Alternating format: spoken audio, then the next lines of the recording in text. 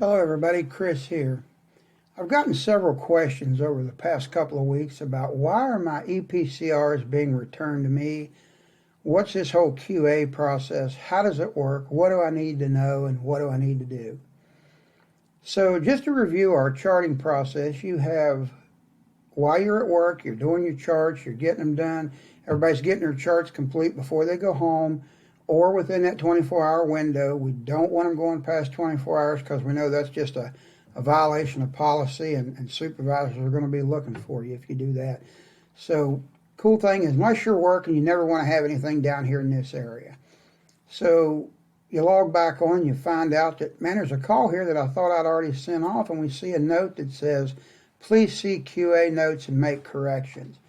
So we have staff members working that read your charts once you're finished, once they've been submitted and locked, for correctness, for grammar, for spelling, for clinical soundness, to make sure that they cover you and cover the company, to make sure that they follow protocol, that the treatment protocols are being followed, to make sure we can bill the call.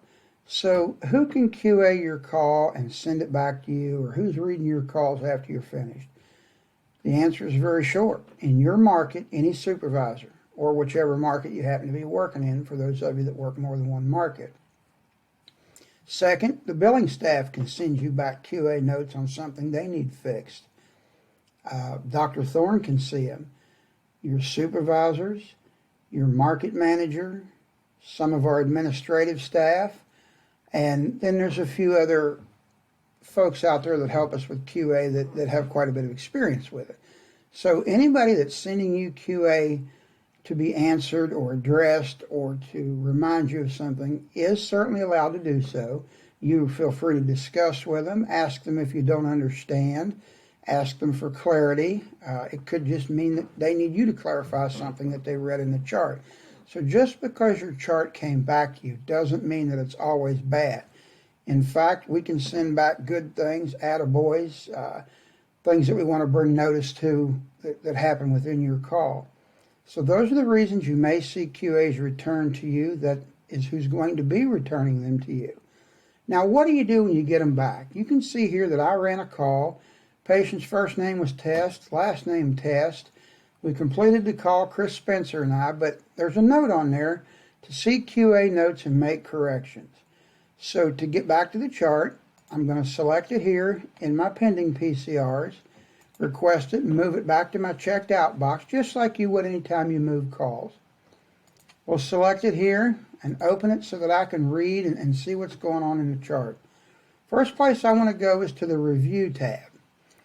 Then to the comments section, QA comments, and I see here that QA_Batlow Chris is who entered the QA notes. So let's just take them one at a time, review these and see what I did wrong or what I need to do differently and how do I make this chart better.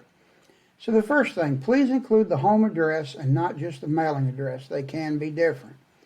All right, so he wants me to look at the address that I put in for the patient.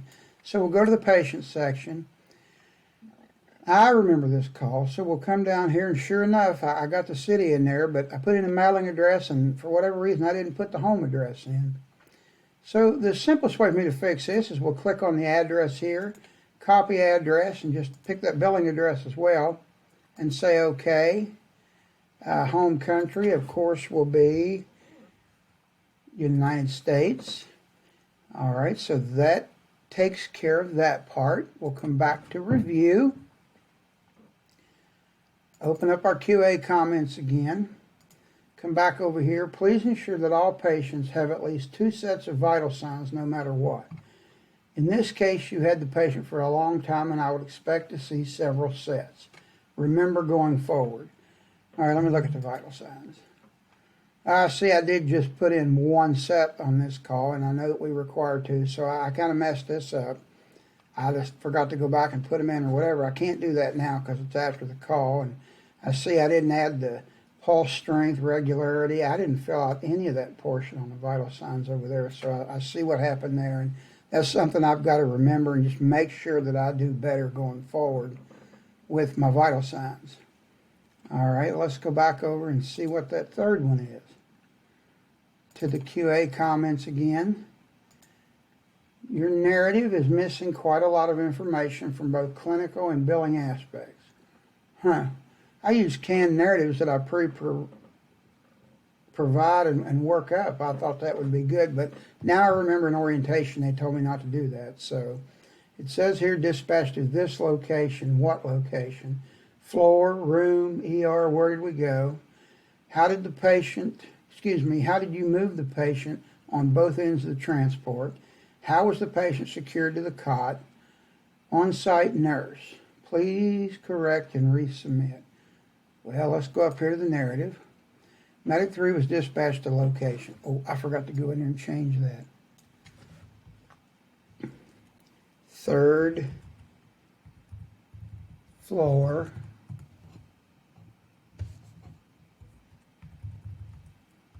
Room 301 for a transport from Self Regional to Greenville Hospital.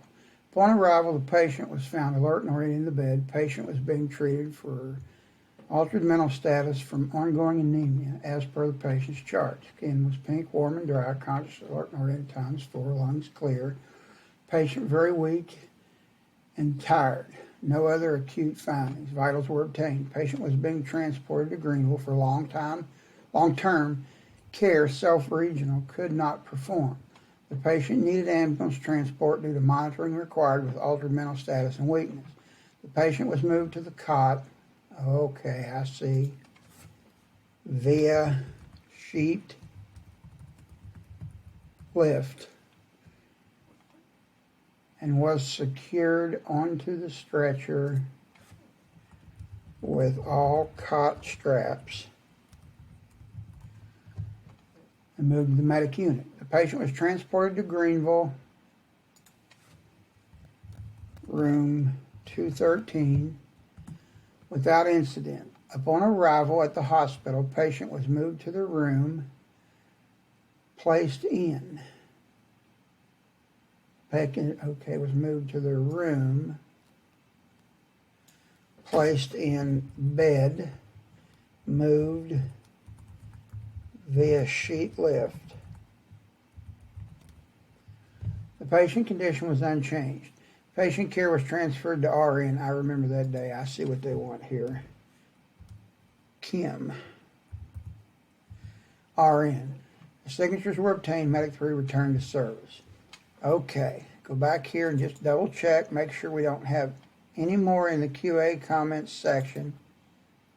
No, just the 3. Okay, how do I get this back where it needs to go now? Well, remember, it was sent to me by QA Chris Batlow. So we're going to come down here to workflow. Sometimes it'll take just a minute to get it ready. It's going back through the whole chart, doing the validation look again. Make sure we don't have any red.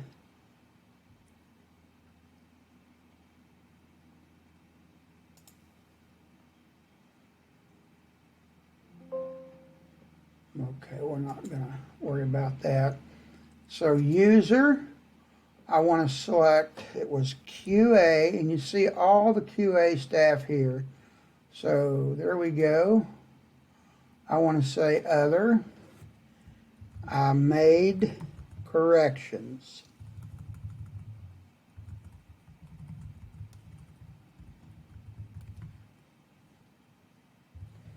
All right, spell check that real quick.